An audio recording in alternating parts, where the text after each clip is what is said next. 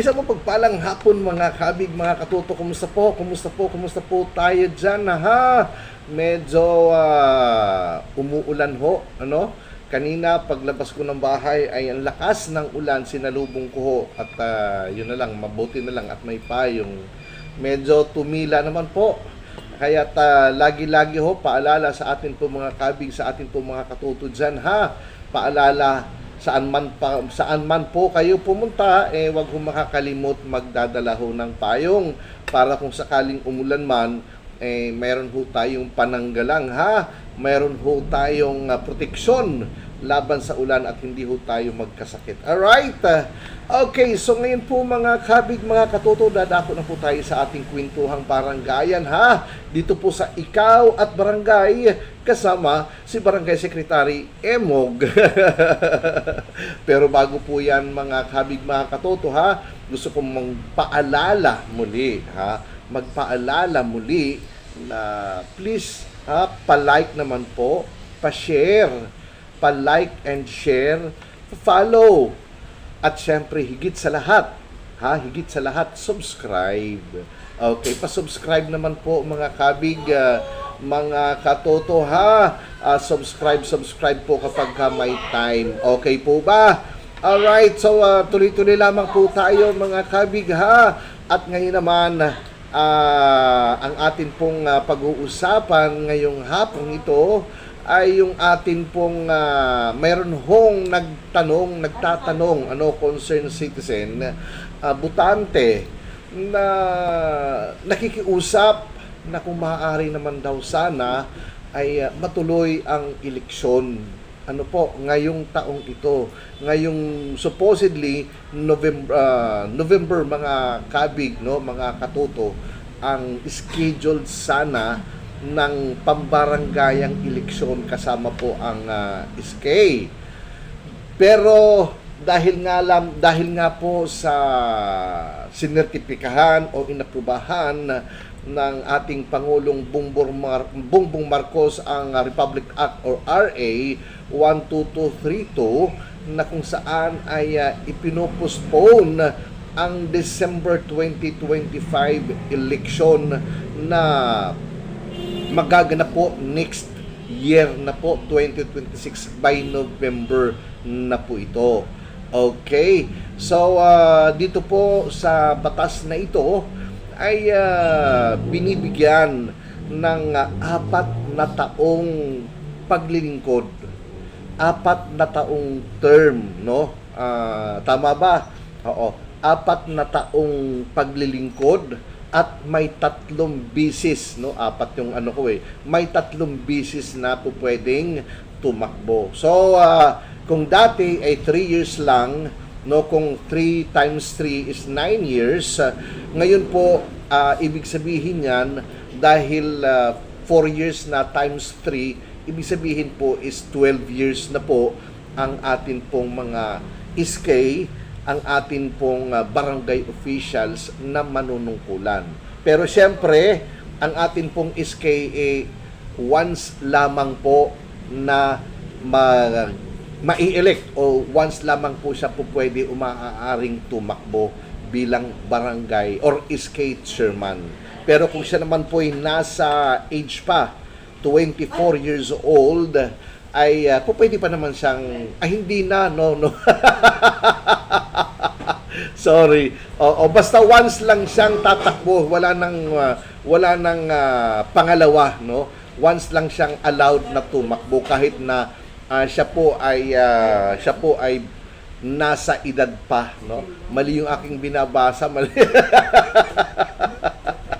Mali yung aking guide, nako talaga naman. So once lang ang SK chairman na maaaring tumakbo kahit na siya pa ay allowed pa or sabihin nasa tamang edad pa para tumakbo, kasi 24 years old ay allowed pa siyang tumakbo kasi may mga SK na tumakbo 18 pa lang, no, at nanalo, kaya mayroon pa sanang chance, but anyway, ang pinapayagan lamang po sa batas ay 1 beses ka lang. Pero sa barangay, syempre sa pambarangayan, ay 3 beses kang maaaring tumakbo, no? Ang kagawad at ang punong barangay. So may 3 beses kayo po pwedeng tumakbo sa 4 na taon kada isang term. So maliwanag po yun, ibig sabihin may 12 years nang manunungkulan ang ating mga barangay officials po. Pero mga kabig, mga katuto, itong haba ng taon na ito, kung tutuusin, kulang pa rin din. Kulang pa rin din doon sa mga naglilingkod, doon sa mga gumagampan bilang barangay officials. Pero kung wala ka namang ginagawa sa barangay mo bilang barangay official, yung 12 years na yan, napakahaba para sa'yo, para maglingkod. At ikaw namang botante, medyo sisisihin din kita. Alam mong walang ginagawa iyang taong yan na tumatakbot, gusto lamang magkaroon ng honoraria dahil kaibigan, kakilala, kamag-anak, kumpare, kumari, ibinubuto mo pa rin. Ha? Guilty ba o not guilty? Alam nating walang ginagawa, pero bakit, di ba? Bakit nakakatatlong term pa? Base sa mga experience natin noong mga nakaraan, ha? Wala nang ginagawa. Alam nila na walang ginagawa tong taong ito bilang barangay official. Pero pag tuwing halalan, inananalo. Yun naman po ang kamalian. No? Yun po yung kamalian ng mga botante. So, dapat ngayong eleksyon o next year election 2026, medyo higpitan natin ng konti ang ating pamantayan sa pagpili po ng ating mga barangay officials. Hindi lamang dahil siya'y kumpari ko, kumari ko, kapatid ko, kamag-anak ko, iiboboto ko na. Mga kabig, mga katuto, ang paglilingkod sa pambaranggayan, hindi lamang po biro yan. Ha? May pera hong ginagastos, pera ho ng gobyerno, pera ho ng taong bayan. Kaya dapat maging mapili. Piliin, tingnan natin kung sino talaga yung pwede natin pagkatiwalaan sa atin pong sagradong boto, na kung saan ay nananalo po, nakakapaglingkod, nabibigyan ng pagkakataon makapaglingkod ang isa nating kabarangay. Kaya ito po yung dahilan kung bakit may mga nagko-comment, nagre-request, nagsasuggest na ituloy po yung eleksyon ngayong taong ito. Kasi nga, may mga barangay officials na wala pong ginagawa. Pakuya-kuya-kuy lang. Ha? Abay, tumatanggap lang ng kanilang honoraria. Medyo makakapal lamang po ang mukha, mga kabig, mga katoto, ha? Oo, yun nga, kasi nga kasalanan po natin. Pinagbibigyan po natin. Itulad niyan. Tulad niyan, inaprubahan ng ating PBBM ang batas, na ang RA 12232, na kung saan ay nagpo-postpone o nagpapaliban ng pambaranggayang halalan.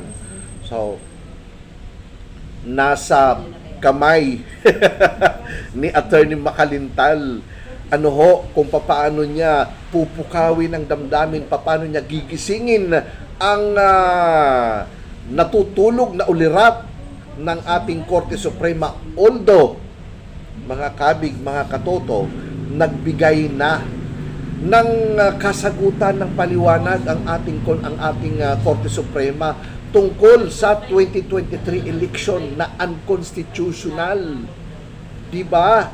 So ito na ulit na naman ang hindi natin maintindihan na bakit paulit-ulit nangyayari, wala hong napaparusahan. Di ba? Unconstitutional. Di ba?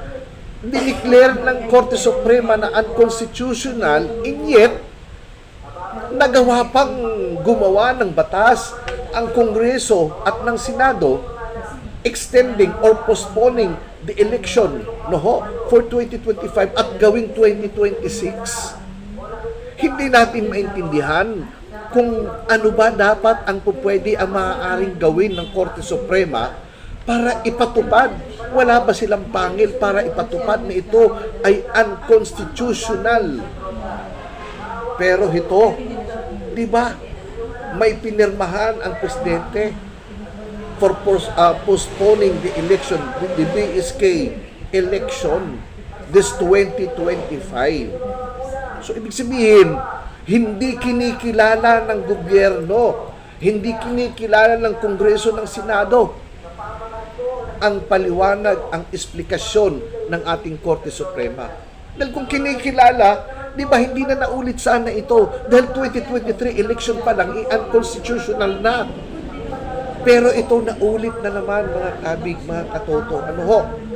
Ay nako, talaga naman, hindi ko alam kung sino ang ating pwedeng puntiryahin, kung sino ang ating pwedeng sisihin, kung sino ang ating pwedeng dakmain at parusahan kung kinakailangan. Okay? So hari nawa ay may magawa pang paraan si Attorney Makalintal, no? Sa kanyang tawag nito, sa kanyang paglapit uli sa Korte Suprema, no, declaring the constitutional the validity, no, the legality of the RA 12232, no, na nilagdaan ng ating Pangulong PBBM. Okay, so doon po sa ating mga kabig na nagnanais na matuloy, wait and see na lang po tayo, wait and see na lamang po tayo. Ano ho, kung ano ang mangyayari, kung ano ang magiging susunod na gagawing hakbang ng Korte Suprema para po dito. Sa ngayon po, dahil batas po yan, wala ho tayong magagawa kundi mag-abide doon sa sinasabi na postponement ng election, BSKA election, mga kabig, mga katoto. Okay? Alright po. So, muli, kung inyo pong nagustuhan ang ating pong talakayan, ang ating kwentuhan pambaranggayan, makikiusap po muli ako. Please, pa-like and share po, pa-subscribe. Napaka-importante po yung subscription. Okay po? At mag-comment po dito para syempre mas mainam ho na mayroon ho tayong mga binabasa na mga komento at di ba, naipapaliwanag pa natin ng husto ayon sa kakayahan ni Barangay Secretary Imog. Okay, so yun lamang po, magandang hapon. Ito po ang inyong katoto, Emog, Barangay Secretary Imog. Maraming salamat po. Magandang hapon uli sa ating lahat.